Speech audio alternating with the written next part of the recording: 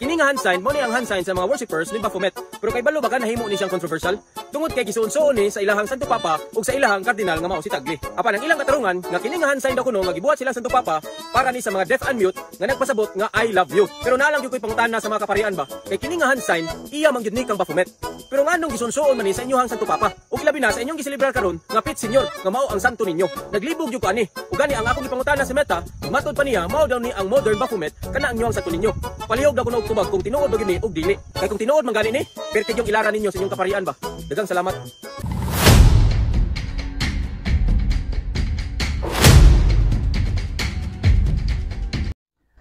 Bilib ko ining mga tawhana nga basta mga atake gani simbahan Katolika ipaagi dayon og tawo kini pangutana kay para aron ingnon nawala sila ng atake sa simbahan Katoliko. And at the same time okay lang unta kung mga atake kabalo sa background sa issue or content nga iyahang gitawag o gipresent sa hinungdan nga mas mahimo magutang tan-awong ignorante kung magpataka ta og tawag ining atake or question sa butang nga diin wa ta kabalo sa gitawag og background.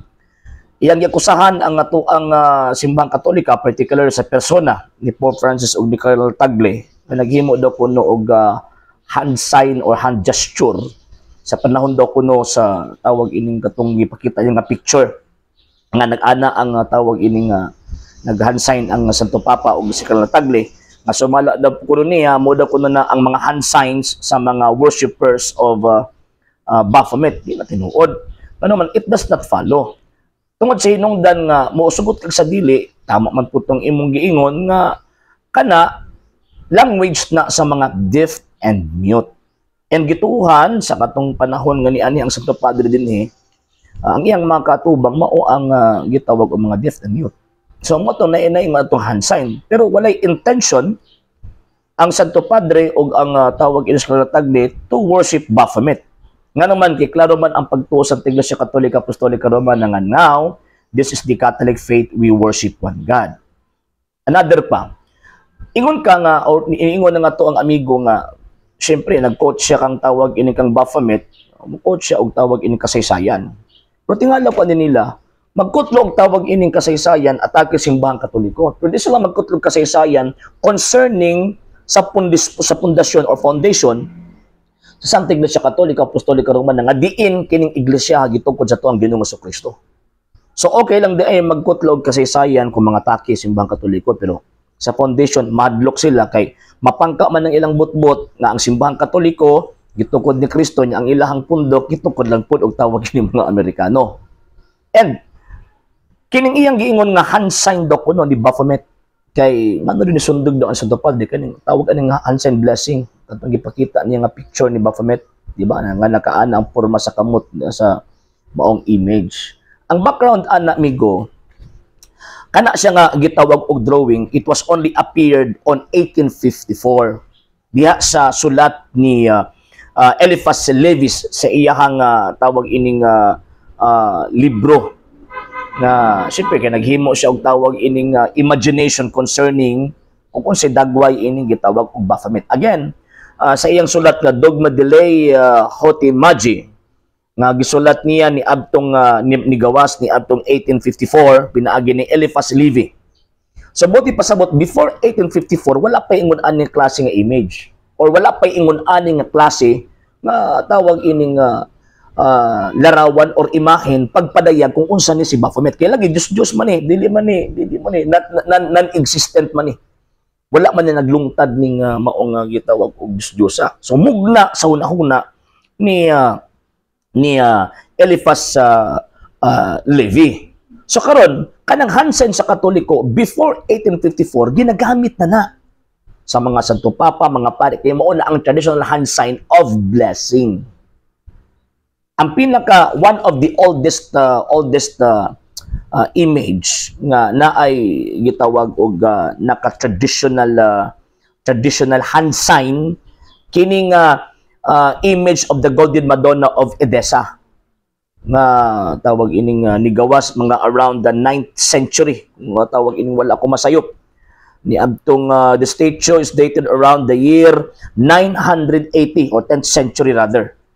And kini pong isa kini Christ sa Pantocrator migawas mga around 6th century. So buti pasabot kanang traditional hand sign sa mga Santo Papa o mga obispo o kanang sa mga images, particular sa Santo Niño, ginagamit na from the ancient times and also the Middle Ages. So kanang imuhang pangutana ko no, ang imong atake ang gipaagi ni pangutana nga ngano ni gamit ni sundog, mali man ang gisundog ngano man kay before ni gawas ang image ni Baphomet nga naka-hand sign, ingon anang hand sign ni atong 1854, gigamit ng daan sa Iglesia Katolika Apostolika Romana kana nga hand sign for the 1st century AD pa.